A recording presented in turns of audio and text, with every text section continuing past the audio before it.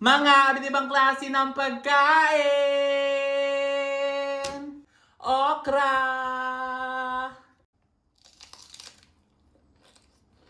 Mm.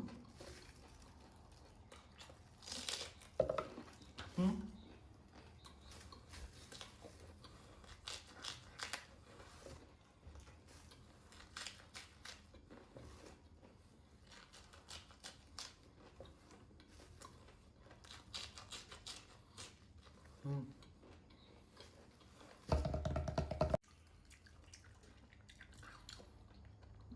Mm. Napakalagkit niya, be. Cabbage ball!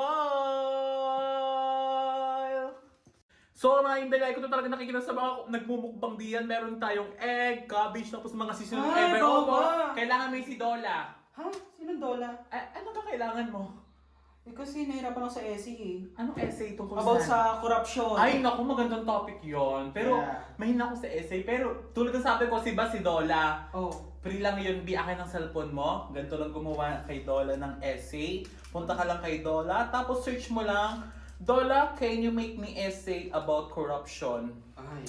Okay, ayan. Tapos mag-wait ka na lang. Tapos, ayan na, be. Ay, revise na lang to. Ay, yes. Ano ba kailangan mo? English, Tagalog?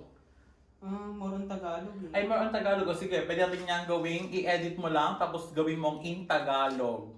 Tapos, ayan na, mag-wait ka na lang dyan.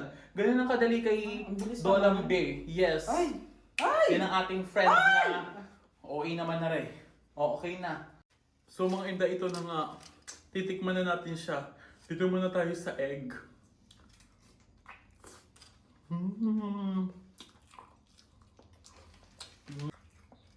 Kulay violet yung pinili ko.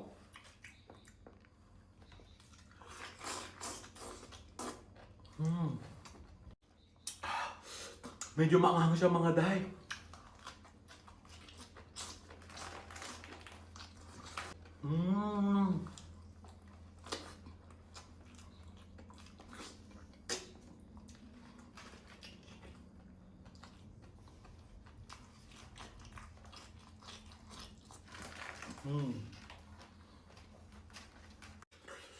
Sobrang anghang na parami yung aking paprika mga day.